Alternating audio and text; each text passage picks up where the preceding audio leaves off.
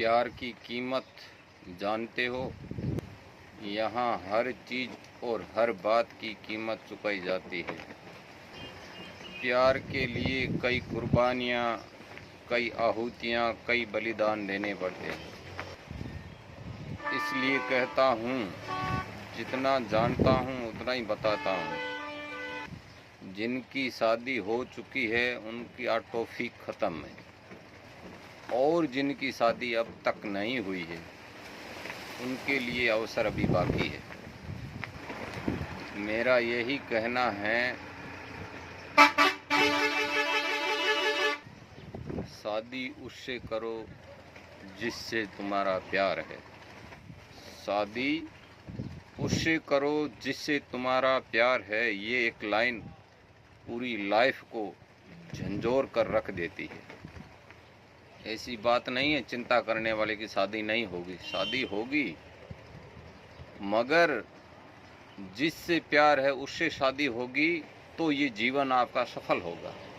यहीं इस पृथ्वी पर स्वर्ग की तरह यहाँ जियोगे। और जिससे तुम्हारा कोई ताल्लुक़ नहीं है, जान नहीं है, पहचान नहीं है, तुम जिसे जानते नहीं हो, बिना सोचे समझे अगर शादी कर रहे हो तो वो मालिक जाने आपका जीवन साथी कैसा होगा। आपसे विचार मिलेंगे या आपसे विचार नहीं मिलेंगे, उसकी सोच क्या है और आपकी सोच क्या है, ये मिलन होगा या नहीं होगा, ये परमात्मा जाने। और अगर किससे प्रेम करते हो और शादी कहीं और हो रही है, निश्चित ही ज़िंदगी एक नासूर बन के रह जाएगी। ये अल्फाज मेरे याद रखना। इस जगह गाने की मेरे को लाइन याद आ रही है कि एक तू ना मिला सारा संसार मिले तो भी क्या है। तुम्हारा जीवन में कोई साथ नहीं देगा, भाई बहन भौजाई, पिता माता, सासू ससुरा, साली साला, कोई साथ नहीं देगा। हर वक्त, हर टाइम और हर घड़ी काम आने वाला और आपका साथ देने वाला आपका जीवन ही साथी आपको काम आएगा।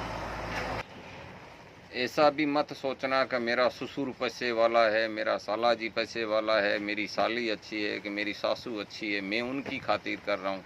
किसी की खातिर मत करना, खुद की खातिर करना।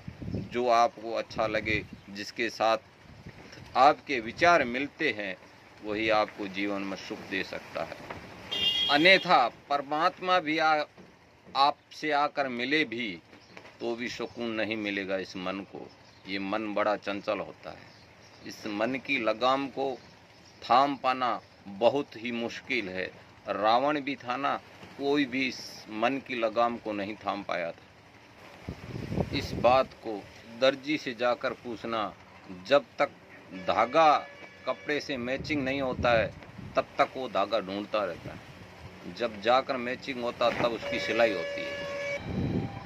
फिर ये पता नहीं चलता कि कपड़ा सिला हुआ है कि बिना सिला हुआ है, क्योंकि धागा उस कपड़े में मैच हो चुका है।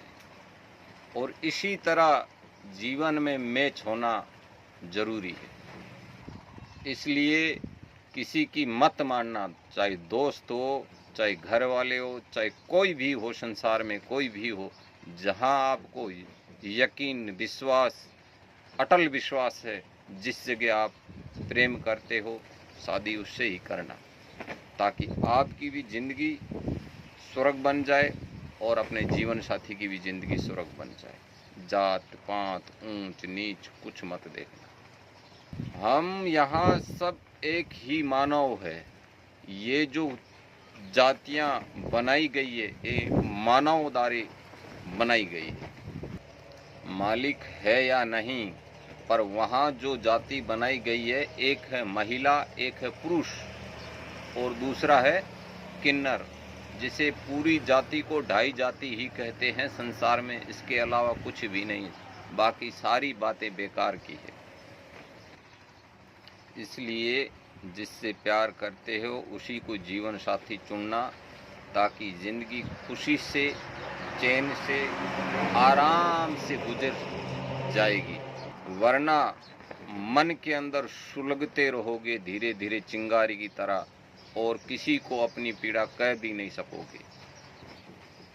ना तुम्हारी दौलत काम आएगी, ना तुम्हारी पैसे काम आएगा, ना तुम्हारी शोहरत काम आएगी। जो इस पीड़ा को बुझाने के लिए वही व्यक्ति चाहिए जिससे अगर बिछड़ जाते हो तो जीवन में जीने का जो वजूद है वो खत्म हो जाएगा।